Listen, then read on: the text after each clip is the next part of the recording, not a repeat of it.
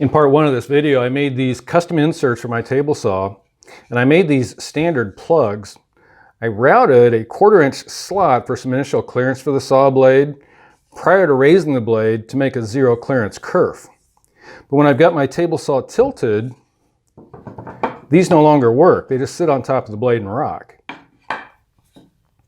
So for a custom insert for when my saw blade is tilted, I need to make some additional clearance. Instead of a 1/4 inch slot this long, I've made a 3/8 inch slot this long, an inch longer at each end. And I've already done that at the router table. But that's not the whole story. It still sits on the saw blade and rocks. So I need to go back to the router table and route some 45-degree angled chamfer for more clearance here on this edge of the slot. And one more thing I need to do. With the saw blade tilted, this is the mount for the factory saw blade guard. And with the blade tilted, this is now above the level of these two tabs that this sits on. So it's going to sit on top of that and rock. I have to route some clearance for that too, about 2 1/4 inches long. We'll do all that over at the router table using a V-groove bit, larger than this one, but similar.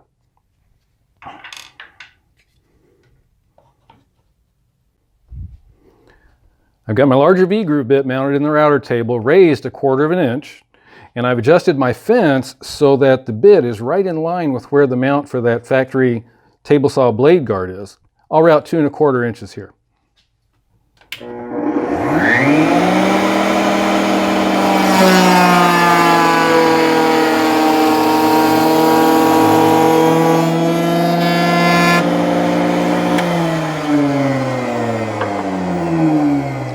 I've reset the fence by sighting down through the slot.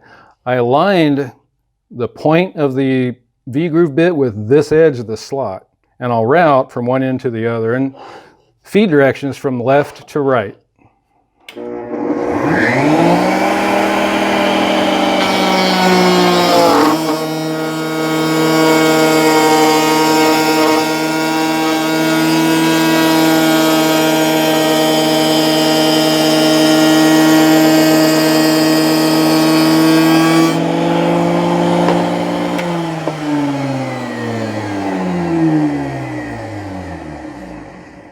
Just like that. Let's go over to the table saw and see how it works.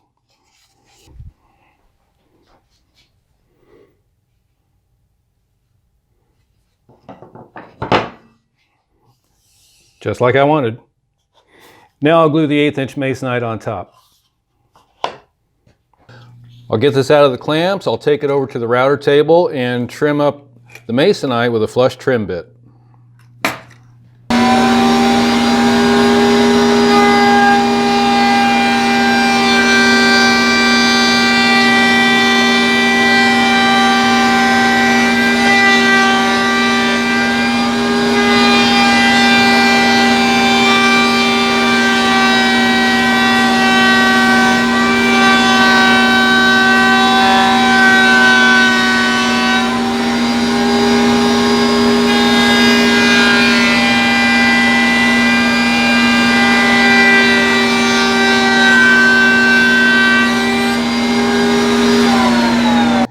Now I'll use the same trick with hot melt glue that I used in part one of the video. I've sprayed the 4 tabs with WD-40 so the hot melt glue won't stick to those.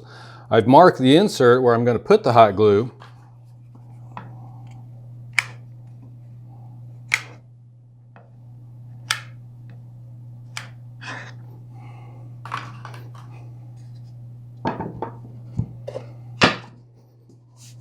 And I'll hold that for about a minute.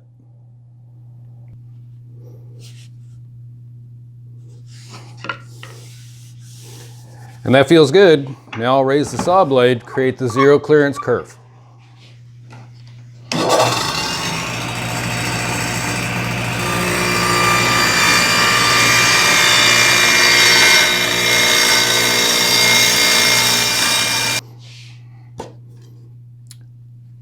And there you have it. This is the factory saw guard that came with my table saw. It incorporates a splitter. The entire sheet metal body is a splitter. It keeps stock I'm ripping from closing in and pinching down on the saw blade. And it also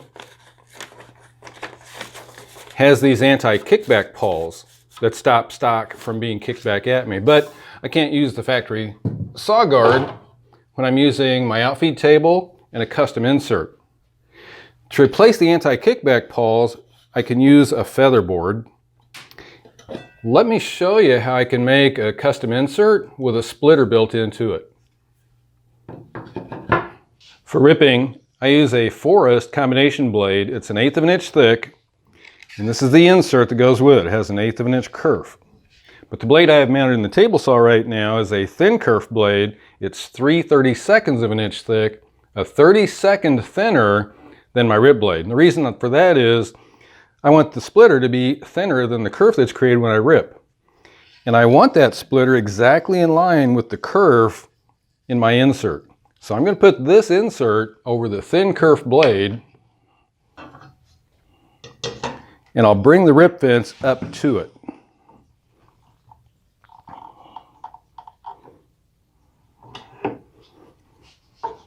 And sighting down it, I can see that the thin kerf blade is exactly centered in the very slightly wider kerf.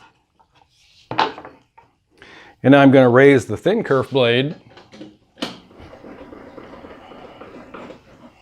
just because I get a steeper angle at the end of the kerf I'm going to create here. And I'll rip about 1.5 inches long.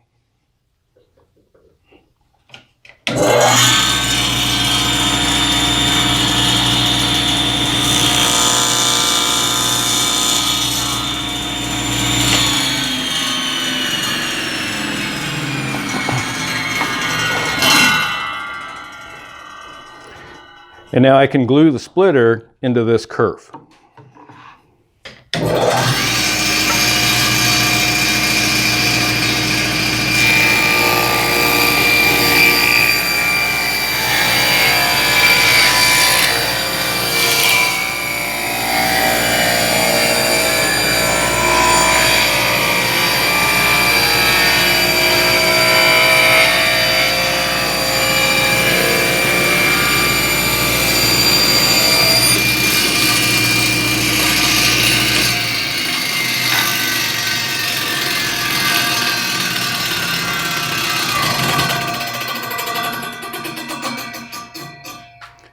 Guys, thanks for watching.